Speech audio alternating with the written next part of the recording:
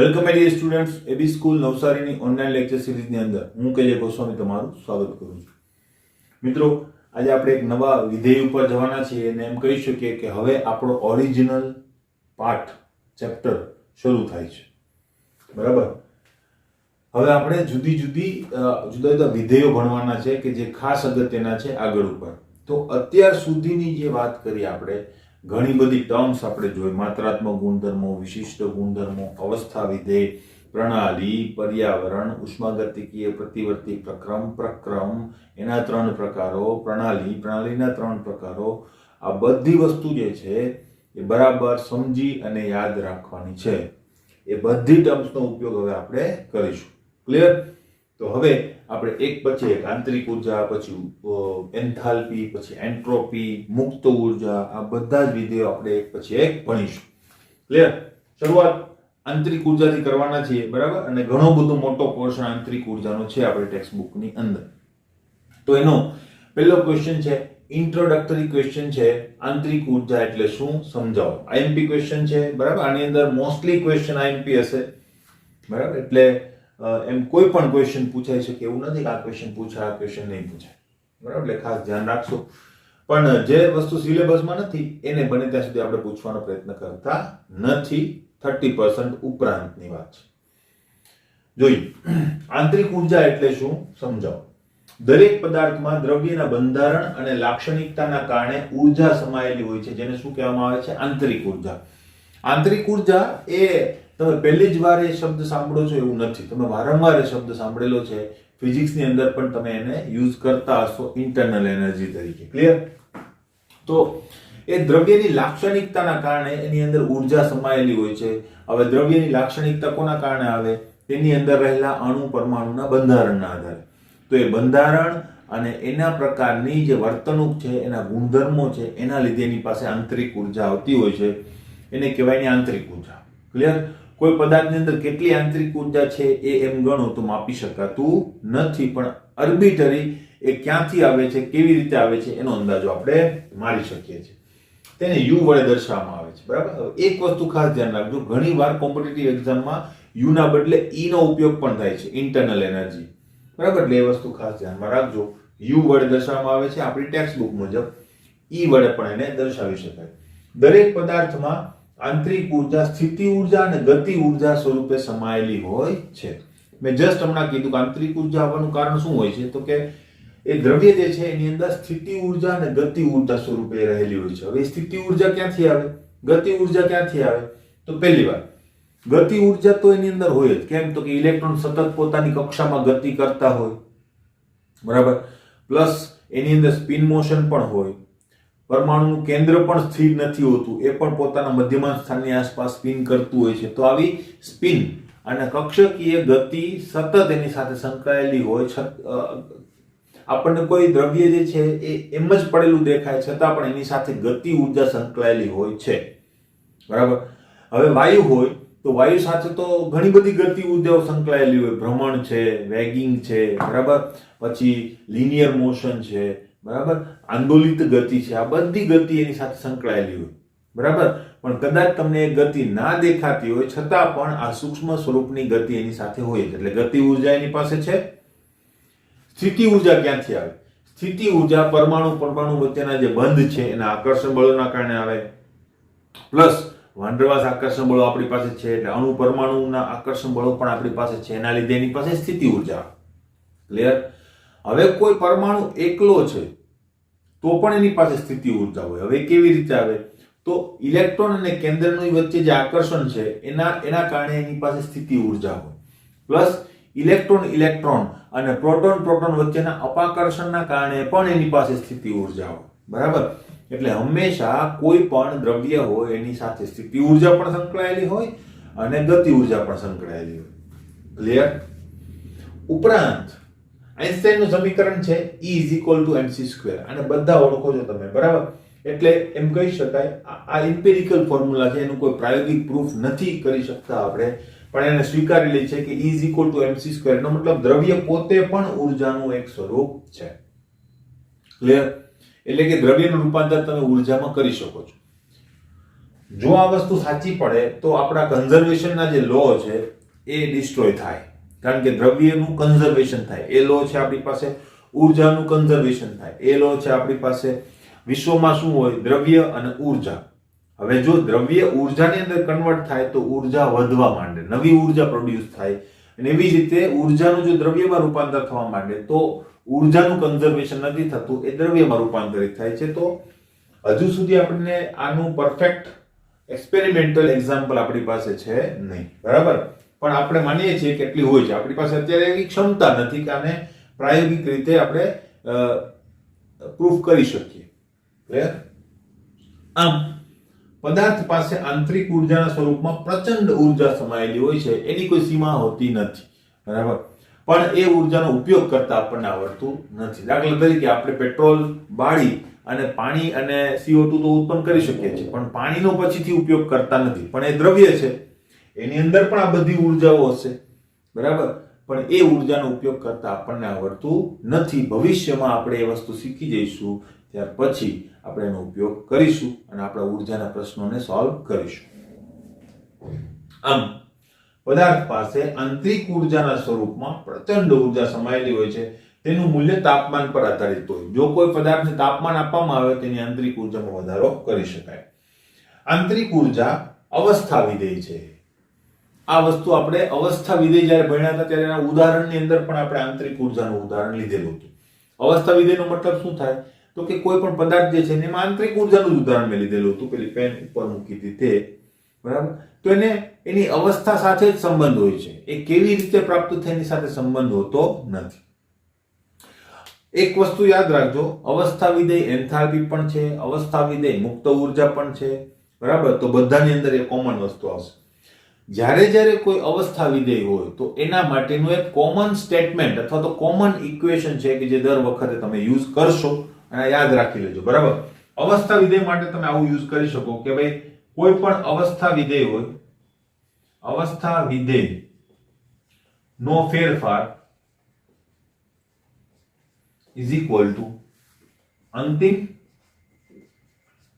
અવસ્થા માઇનસ પ્રારંભિક અવસ્થા, બરાબર.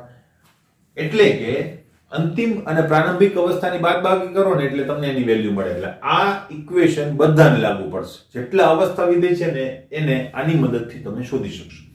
આને હું લાગુ પાડીશ ત્યારે વધારે પાછી એની વાત કરીશ, બરાબર. એટલે આ વસ્તુ ખાસ ધ્યાનમાં રાખજો.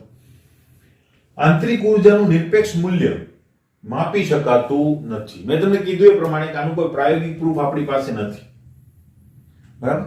તો એમ ગણો તો નિરપેક્ષ મૂલ્ય એટલે કોઈ પદાર્થ પાસે કેટલી ઉર્જા છે એ આપણે માપી શકતા નથી. એક ડોલમાં પાણી ભરેલું હોય તો આપણને ખબર હોય કે આની અંદર 5 લીટર પાણી છે, બરાબર. તો એને કહેવાય નિરપેક્ષ મૂલ્ય આપણી પાસે છે, બરાબર, કે ભાઈ એની પાસે આટલું પાણી છે, બરાબર.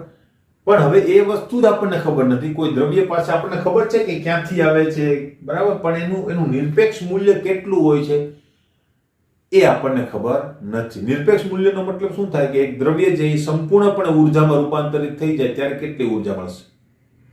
હવે દ્રવ્યને ડિસ્ટ્રોય તો આપણે કરી શકતા નથી, તો આપણને નિરપેક્ષ મૂલ્ય પણ મળવાનું નથી. ક્લિયર? નિરપેક્ષ મૂલ્ય માપી શકાતું નથી. એટલા માટે આંતરિક ઉર્જાના ફેરફારની ગણતરી કરવામાં આવે છે આ સૂત્રની મદદથી. અવસ્થા વિધેય છે તો અવસ્થા વિધેયનો ફેરફાર એટલે કે આંતરિક ઉર્જાનો ફેરફાર એટલે કે અંતિમ આંતરિક ઉર્જા માઈનસ પ્રારંભિક આંતરિક ઉર્જા. ક્લિયર? તો જો પ્રણાલીની પ્રારંભિક અને અંતિમ અવસ્થામાં આંતરિક ઉર્જા અનુક્રમે હોય UI અને UF. I for initial internal energy અને UF નો મતલબ થાય છે ફાઇનલ ઇન્ટરનલ એનર્જી. ઇનિશિયલ નો મતલબ થાય છે પ્રારંભિક, ફાઇનલ નો મતલબ થાય છે અંતિમ. ક્લિયર? તો આંતરિક ઉર્જાનો ફેરફાર આ સૂત્ર જો લાગુ પાડેલું છે, આંતરિક ઉર્જાનો ફેરફાર ડેલ્ટા U અંતિમ, UF પ્રારંભિક, UI.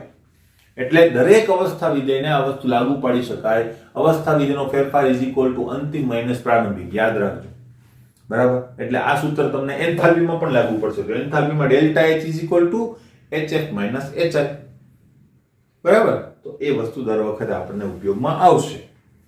આ સ્ટેટમેન્ટ ખાસ અગત્યનું છે, ખાસ અગત્યનું છે કે અચળ કદે થતી પ્રક્રિયા માટે delta U is equal to QV.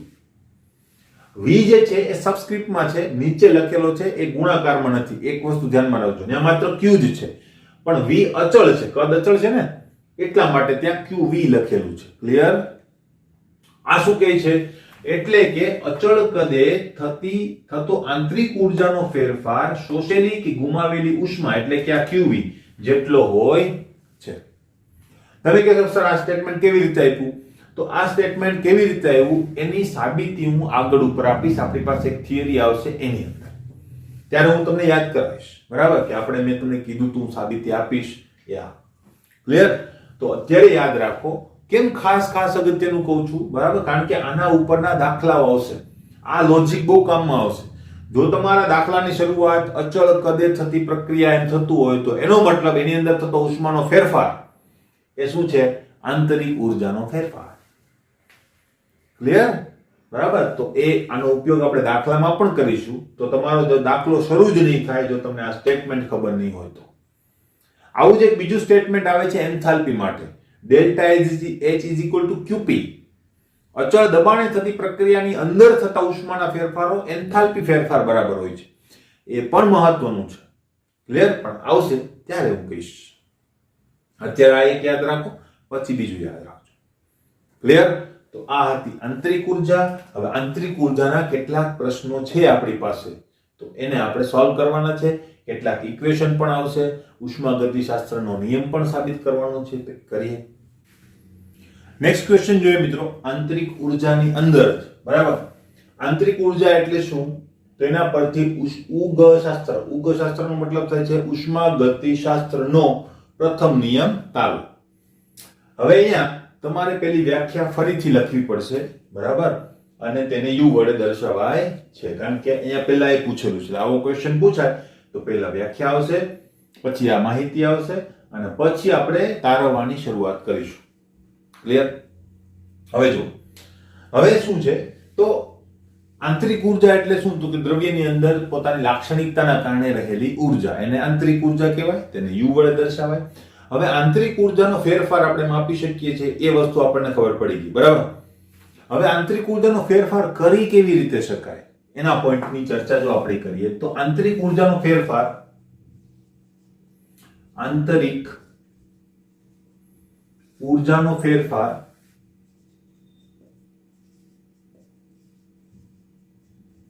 ત્રણ રીતે કરી શકાય.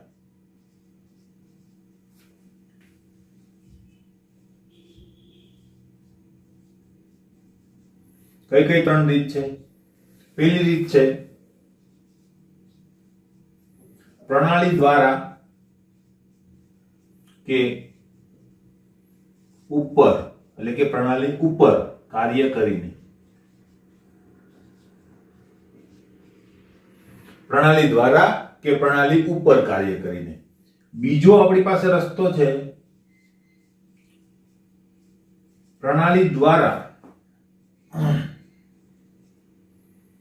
ઉષ્મા ગુમાવીને કે મેળવીને. એટલે કે જો પ્રણાલી ઉષ્મા ગુમાવે અથવા ઉષ્મા મેળવે તો પણ આંતરિક ઉર્જાનો ફેરફાર થાય છે. ત્રીજો રસ્તો છે આપણી પાસે પ્રણાલીમાં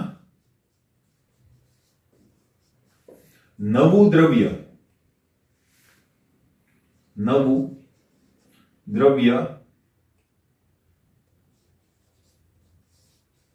ઉમેરીને કે ગુમાવીને.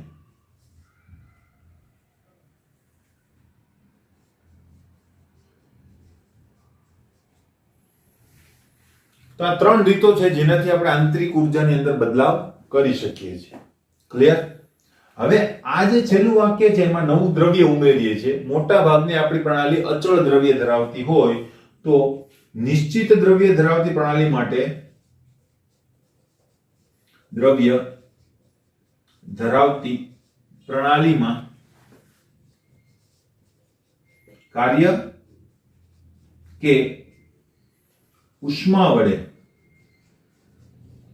આંતરિક ઉર્જા બદલી શકાય છે. ક્લિયર? તો આપણે ખાસ આ બે એટલે કે આ બે આપણા જે સિક્વન્સ છે આ બે કિસ્સાઓ છે એની ખાસ ચર્ચા કરીશું. એક તો કાર્ય અને એક ઉષ્મા. ક્લિયર? તો પહેલા આપણે ચર્ચા કરીશું કાર્ય વડે કેવી રીતે બદલી શકાય. બરાબર? કાર્ય. હવે એના માટે એક પ્રણાલી મારે ધારવી પડશે. બરાબર? તો કોઈ સમોષ્મી પ્રણાલી માટે નિશ્ચિત જથ્થાનું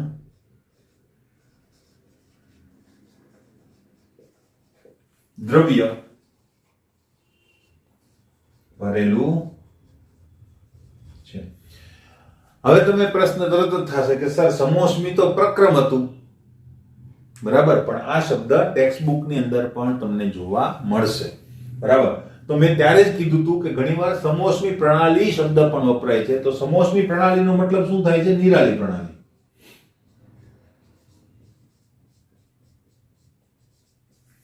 શું થાય છે? નિરાળી પ્રણાલી. ક્લિયર? બરાબર? આ વસ્તુ ખબર પડી ગઈ. હવે આગળ જોઈએ. કોઈ સમોષ્મી પ્રણાલીમાં નિશ્ચિત જથ્થાનું દ્રવ્ય ભરેલું છે. બરાબર?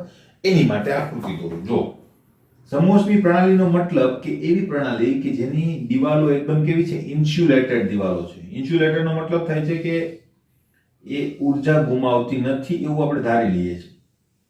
બરાબર? ડાબી દિવાલો છે એકદમ કે જે ઇન્સ્યુલેટેડ દિવાલો છે.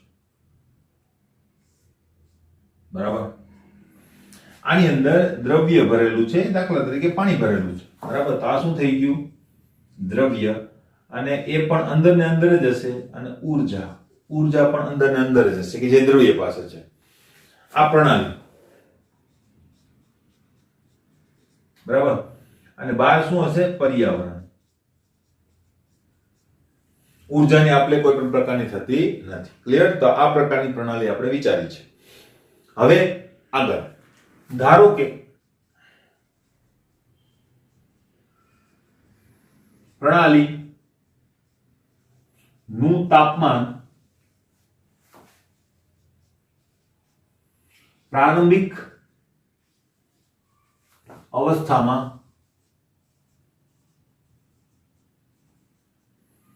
Pa અને આંતરિક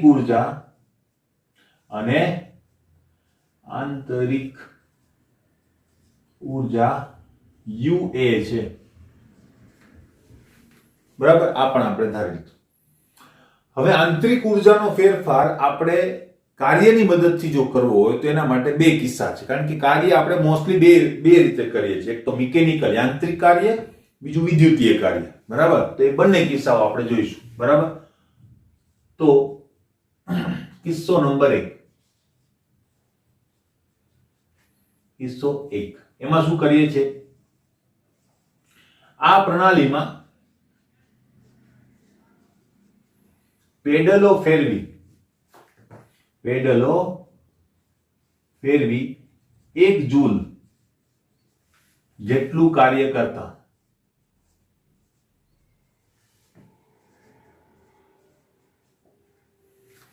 હવે એ શું કીધું? પેડલો ફેરવી. ભાઈ એક સિમ્પલ વસ્તુ છે. આ પ્રણાલી છે તો પ્રણાલીની અંદર એવી વ્યવસ્થા કરેલી છે કે અંદર એક પેલી રવઈ જે આવે છે એ ટાઈપની અંદર વ્યવસ્થા કરવામાં આવેલી છે. અને અંદર આપણે પેડલોનો મતલબ થાય છે રવઈની અંદર જે પાંખ હોય છે અંદર ફરશે કે નહીં.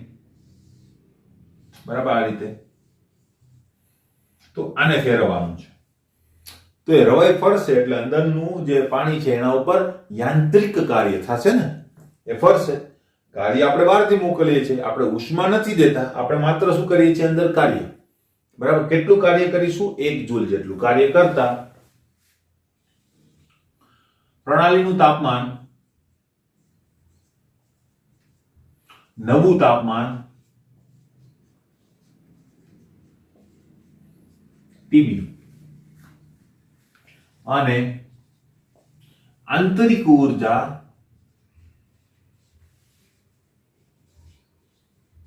UB બને છે. ખબર પડી? બરાબર? આટલું કાર્ય થયું તો પાણી તમને સર પાણી ગરમ થયું છે કે ઠંડુ? ભાઈ તમે એની ઉપર શું કર્યું, કાર્ય કર્યું. આ પેલા જેવું છે, આપણે ત્યારે પણ વાત થઈ હતી, બરાબર, કે ભાઈ હાથને રબ કરવાથી ઉષ્મા ઉત્પન્ન થાય. કેમ ભાઈ? તો કે આપણે યાંત્રિક કાર્યનું શું કરીએ છીએ, ઉષ્મા ઉર્જામાં રૂપાંતર થઈ જાય છે, બરાબર. તો અહીંયા પણ અંદર તમે 1 જૂલ જેટલું કાર્ય કરો, પ્રણાલી ઉષ્મા તો ગુમાવતી નથી, તો એની અંદર કાર્ય તરીકે ઉર્જા આવી, તો એ ઉર્જાના કારણે તાપમાન વધશે. એનો મતલબ કે TB જે છે એ ગ્રેટર ધેન શું હશે, TS. ક્લિયર? હવે અહીંયા તાપમાનનો જે ફેરફાર થાય છે, તાપમાનનો ફેરફાર કેટલો થશે, તો કે તાપમાનનો ફેરફાર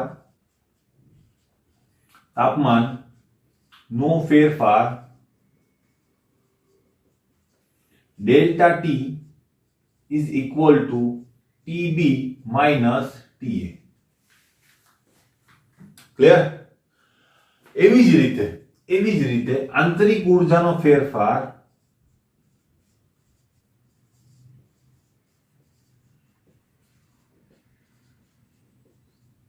delta U is equal to UB minus UA. અંતિમમાંથી પ્રારંભિક બાદ કર્યું, આપણું જે સૂત્ર હતું તે જ, બરાબર. ક્લિયર? બીજો કિસ્સો આપણે જોઈ લઈએ, બરાબર. કિસ્સો નંબર 2. કિસ્સા 2 માં આપણે શું કરવાના છે, કાર્ય જ કરવાના છે, પણ વિદ્યુતીય કાર્ય, બરાબર.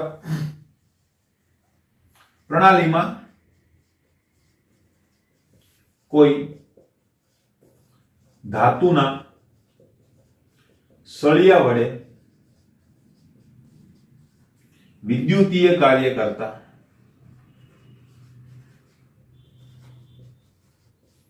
1 જૂલ જેટલું કરતા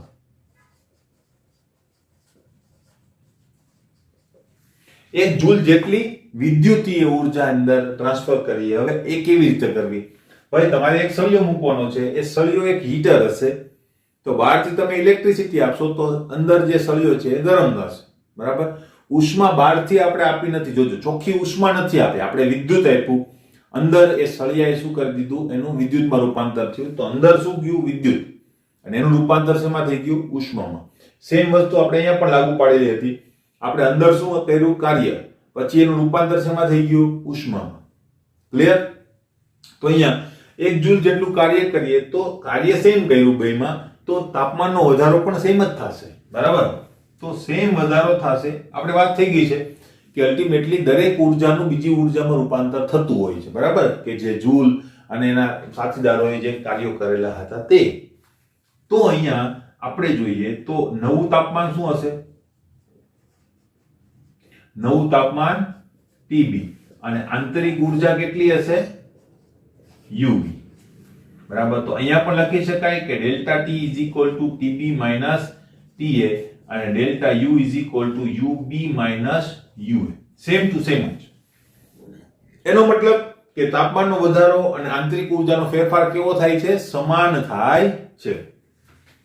પરંતુ અહીંયા ઉષ્માના ફેરફારો કેવા છે, શૂન્ય. ઉષ્માના ફેરફારો કેવા છે, શૂન્ય, બરાબર. પરંતુ અહીં ઉષ્માના ફેરફારો શૂન્ય, અથવા તમે શું લખી શકો, ઉષ્મા ગુમાવાતી પણ નથી, ઉષ્મા મેળવાતી પણ નથી, માટે Q is equal to 0.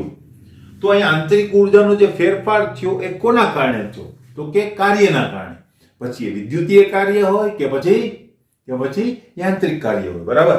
તો અહીંયા delta U is equal to તમે શું લખી શકો, W. તો આપણું તારણ જે છે એ આ છે કે જો આપણે કાર્યની મદદથી આંતરિક ઉર્જાનો ફેરફાર કરીએ તો એ કાર્ય જે છે એ આંતરિક ઉર્જાના ફેરફાર બરાબર હોય છે, અને ઉષ્માના ફેરફારો થતા નથી, તો Q is equal to શું થઈ જશે, 0. ક્લિયર? તો આ પહેલો પાર્ટ પૂરો થયો કાર્યનો. હવે બીજો પાર્ટ આપણે લઈએ ઉષ્મા માટે. ક્લિયર? જોઈએ મિત્રો.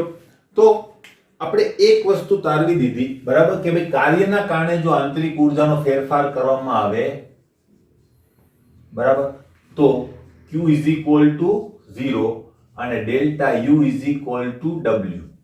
ઘણીવાર અહીંયા WAD પણ લખેલું હોય, તો એડી નો મતલબ થાય છે એડિયાબેટિક સિસ્ટમ. એડિયાબેટિક સિસ્ટમ નો મતલબ સમોષ્મી પ્રણાલી, બરાબર? એટલે એડી નો બીજો કોઈ મતલબ છે નહીં.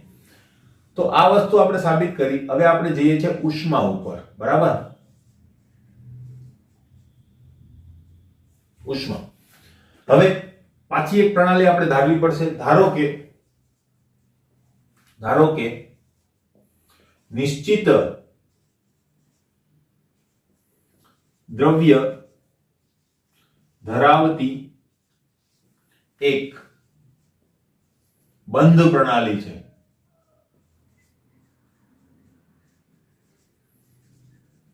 બંધ પ્રણાલીનો મતલબ શું? ઉષ્માનો ફેરફાર થઈ શકશે, બરાબર? આ પ્રણાલીનું તળિયું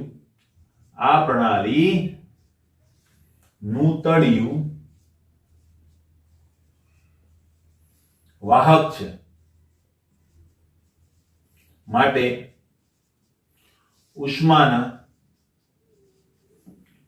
ફેરફાર થઈ શકે છે. ક્લિયર? તો અહીંયા એક પ્રણાલી આપણે જોઈ લઈએ કે જેના માટે આપણે વાત કરીએ છીએ, બરાબર? તો પ્રણાલી એવી છે કે જે આ પ્રકારની છે. ડબલ લીટીનો મતલબ ઇન્સ્યુલેટેડ દિવાલ, હા ને? અને આ જે છે એનું તળિયું કે જે વાહક તળિયું છે, બરાબર? આની અંદર આપણે દ્રવ્ય ભરેલું છે. આ દ્રવ્ય, બરાબર? ને આ શું છે? અલ્ટિમેટલી પ્રણાલી. વાહક તળિયું છે, એની આસપાસનો જે આખો વિસ્તાર છે, આ વિસ્તાર શું થઈ જશે? તમારું પર્યાવરણ. ક્લિયર? અને અહીંયા કહી દઉં વાહક તળિયું, બરાબર? એટલે અહીંયા તમે ઊર્જાનો વિનિમય કરી શકશો, ઉષ્મા આવન જાવન કરી શકશે, બરાબર? પણ દ્રવ્ય આવન જાવન કરી શકશે નહીં. ક્લિયર આટલી? બરાબર? હવે આના માટે આપણે શું કરીએ છીએ, બરાબર? આ પ્રણાલીને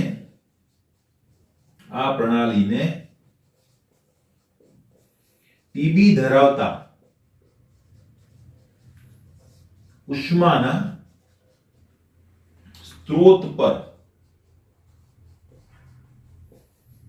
મૂકતા પ્રણાલી ઉષ્મા મેળવે છે. કારણ શું હતું? તો કે ટીબી ઇઝ ગ્રેટર ધેન શું છે? ટીએ, બરાબર? તાપમાન વધારે છે સોર્સનું, માટે એ શું કરશે? ઉષ્મા આપશે. કોને આપશે? પ્રણાલીને. કારણ કે પ્રણાલીનું તળિયું જે છે એ વાહક છે, તો એ ઉષ્મા મેળવશે. ક્યાં સુધી ઉષ્મા મેળવશે? જ્યાં સુધી પ્રણાલીનું તાપમાન જે છે ટીબી ના થાય ત્યાં સુધી. ત્યાર પછી તો અટકી જવાનું છે, બરાબર? તો અહીંયા આપણે શું લખીશું? જ્યાં સુધી પ્રણાલીનું તાપમાન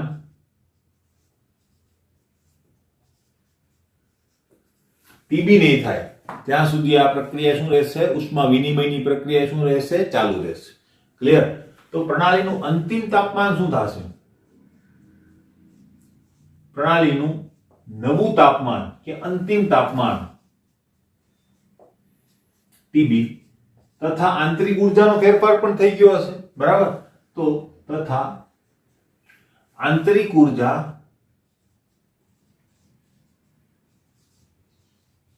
યુબી બને છે. ટીબી અને યુબી બને છે. ક્લિયર? હવે આગળ જો ટીબી અને યુબી જો બનતું હોય તો અહીંયા આપણે એમ કહી શકીએ કે નહીં, તાપમાનનો ફેરફાર કેટલો? તાપમાનનો ફેરફાર પેલાની જેમ જ લખવાનું છે. Delta T is equal to TB minus ટીએ.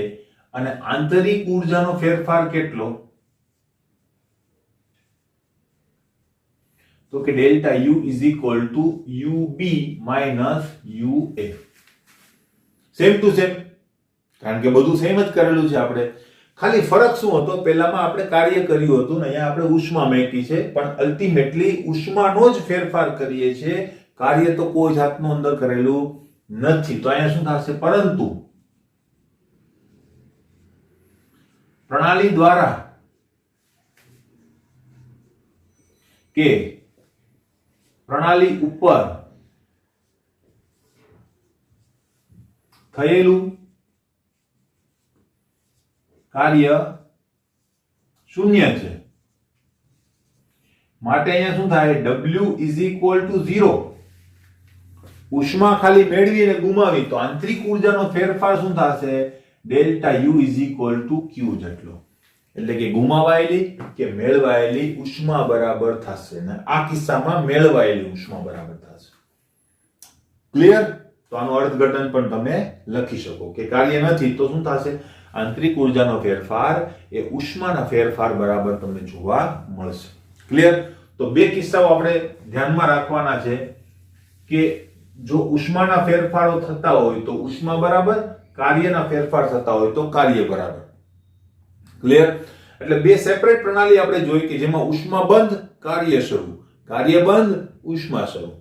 હવે બંનેના ફેરફાર એક સાથે થતા હોય તો બંનેને ધ્યાનમાં લેવા પડે. બરાબર? તો અહીંયા લખીએ, જો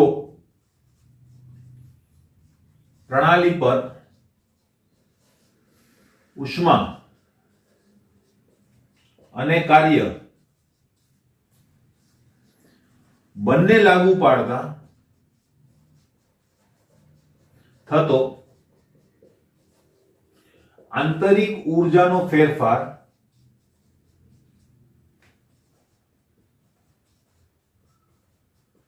શું થશે? તો કે delta U is equal two Q plus W. એટલે કે ઉષ્માના ફેરફારો પ્લસ કાર્ય જે કરેલું છે તે એના બરાબર થાય. તો આને કહી દઈએ સમીકરણ નંબર 1. તો આ સમીકરણ 1 જે છે ને એ ઉષ્મા ગતિશાસ્ત્ર નો પ્રથમ નિયમ સૂચવે છે. આટલું તમારે લખવું પડે, અહીંયા સુધી આવવું પડે. ક્લિયર? આશા રાખું કે આ ખ્યાલ આવી ગયો હશે. હવે ઉષ્માગતિશાસ્ત્રનો પ્રથમ નિયમ સૂચવે છે એનું ગાણિતિક સ્વરૂપ છે. બરાબર? પણ ઉષ્માગતિશાસ્ત્રનો નિયમ શું છે? તો એ નિયમ આપણને ટેક્સ્ટ બુકમાં નથી આપેલો પણ આપણે તો એ ભણવો પડશે જ. બરાબર? તો ઉષ્માગતિશાસ્ત્રનો પ્રથમ નિયમ એ આપણે નોંધની અંદર લખીશું. તો લખીએ. બરાબર? શું છે?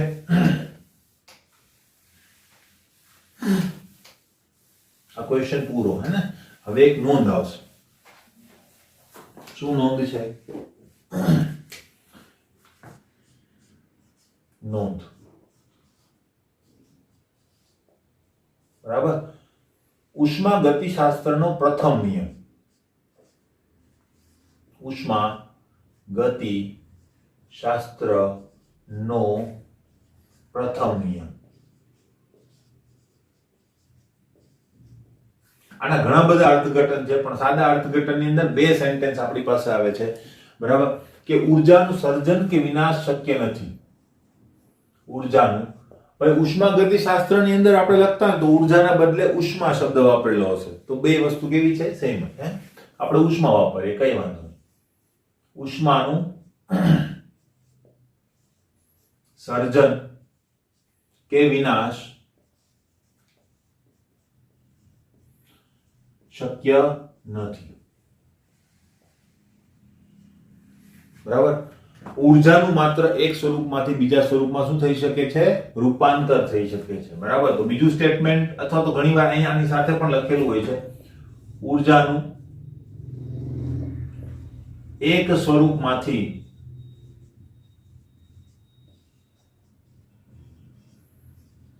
બીજા સ્વરૂપમાં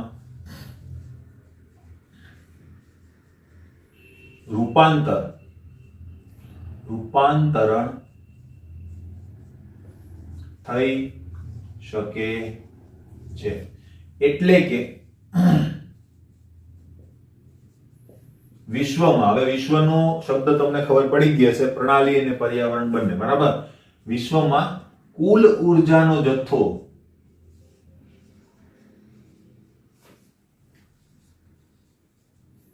અચળ રહે છે.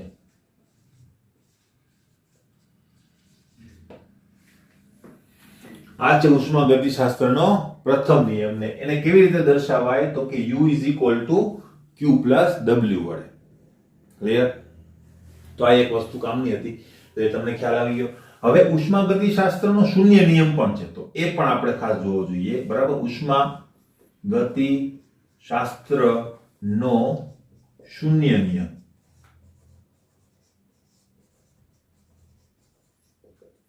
હવે શૂન્ય નિયમની શું જરૂર પડી હશે? પહેલી વાત, બરાબર, શૂન્ય નિયમની શું જરૂર પડી હશે? ભાઈ એની જરૂર એટલે પડી હતી, બરાબર, કે ભાઈ ફર્સ્ટ સ્થાને ના કહી દેવાય, શૂન્યથી શરૂઆત કરી. કોઈ દિવસ શૂન્યથી શરૂઆત નથી થતી, બરાબર. પણ આ એક શું હતી, આપણી મુશ્કેલી હતી, બરાબર. કારણ શું હતું? તો કે શૂન્ય નિયમ શોધાવા પહેલા પ્રથમ નિયમ શોધાઈ ગયો હતો, બરાબર. એટલે આ નિયમ જે છે એને નામ આપણે આપી દીધું હતું પ્રથમ નિયમ. અને આ પ્રથમ નિયમ જે છે એ વાઇડલી સ્પ્રેડ થઈ ગયેલો હતો, એટલે કે એના ઉપર ઘણી બધી બુક્સ ને રેફરન્સ બુકો લખાઈ ચૂકેલી હતી. ત્યાર પછી વૈજ્ઞાનિકોનું ધ્યાન ગયું કે આ પણ એક નિયમ છે કે જે આના કરતા પણ વધારે ફંડામેન્ટલ છે, બેઝિક છે, એટલા માટે એને આની આગળ જ મૂકવું હતું. હવે જો પ્રથમ ને દ્વિતીય કરે, શૂન્ય ને પ્રથમ કરે, તો પાછું આખી જે રેફરન્સ બુકો છપાઈ ચૂકેલી હતી એ બધામાં પ્રોબ્લેમ શરૂ થાય, બરાબર. તો એવો પ્રોબ્લેમ ના થાય એટલા માટે પ્રથમ પહેલા એટલે કે શૂન્ય, એટલે આને શૂન્ય નિયમ નામ આપેલું છે. ક્લિયર? તો આ એ પ્રકારની હિસ્ટ્રી છે. તો શૂન્ય નિયમ શું કહે છે? બહુ સિમ્પલ ને બેઝિક વસ્તુ છે, બરાબર. કે ભાઈ જો બે જુદા જુદા તાપમાન ધરાવતા પદાર્થોને એકબીજાના સંપર્કમાં રાખવામાં આવે તો ઉષ્મા ઊંચા તાપમાન વાળા પદાર્થથી નીચા તાપમાન તરફ વહે છે.